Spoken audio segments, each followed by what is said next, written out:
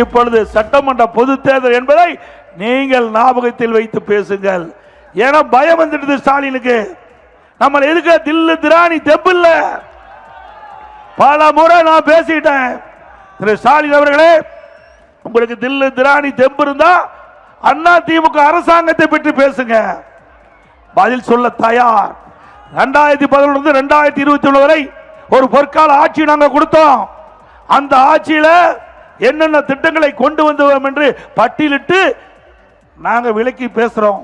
உங்களுடைய ஆட்சி 5 ஆண்டு காலம் திராவிட முன்னேற்ற கழக ஊழல் ஆட்சியில என்ன செய்தோம் என்பதை நீங்கள் அந்த களத்திலே பேசுங்கள். நாட்டு மக்கள் இதை கேட்கட்டும். தமிழ்நாட்டு மக்கள் அதற்கு தீர்ப்பு அளிக்கட்டும்.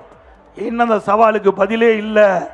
ஆக ஸ்டாலின் அவர்களே, வேண்டுமென்று திட்டமிட்டு ஒரு அவதூறு பிரச்சாரத்தை, ஒரு பொய்யான பிரச்சாரத்தை மாய உலகத்திலே நீங்கள் வாழ்ந்து கொண்டிருக்கிறீர்கள். ஆக உண்மையிலேயே தமிழகத்தில் நம்மை எதிர்க்கக்கூடிய சக்தி திமுகவுக்கு இல்லை என்பதை நிரூபணமாகிவிட்டது. இன்னைக்கு எப்பொழுது பார்த்தாலும் பேசுகிறார் எடப்பாடி பழனிசாமி டெல்லிக்கு அடிமை என்று. திரு ஸ்டாலின் அவர்களே, நான் பல கூட்டத்தில் நான் இந்த கருத்தை தெரிவித்து விட்டேன். அண்ணா திமுகவை பொறுத்த வரைக்கும் உழைப்பை நம்பி இன்றைக்கு இருக்கின்ற கட்சி, உழைத்து மக்களுக்கு நன்மை செய்து மக்களுடைய நம்பிக்கை பெற்ற இயக்கம் அண்ணா திமுக இயக்கம். ஆகவே நாங்கள் யாருக்கும் அடிமை இல்லை.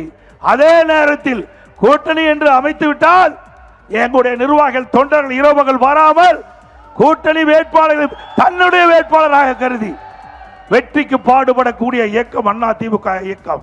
அதனாலதான் எந்த கட்சி நம் கூட்டணிக்கு வந்தாலும் அந்த கட்சியை முகமலர்ச்சியோடு வரவேற்று நம்மை விட நம்முடைய நிர்வாகிகள் தொண்டர்கள் கூட்டணி கட்சி வேட்பாளருக்கு முன்னுரிமை கொடுத்து அவர்களுக்காக பாடுபடுகின்ற ஒரே கட்சி அண்ணா திமுக கட்சி.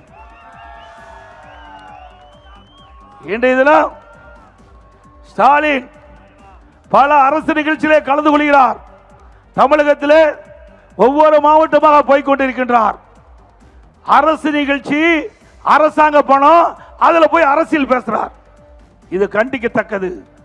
உங்களுக்கு அரசியல் பேச வேண்டும் என்று நீங்கள் எண்ணினால் நீங்க திமுக பொதுக்கூட்டத்தை போட்டு அரசியல் பேசுங்க.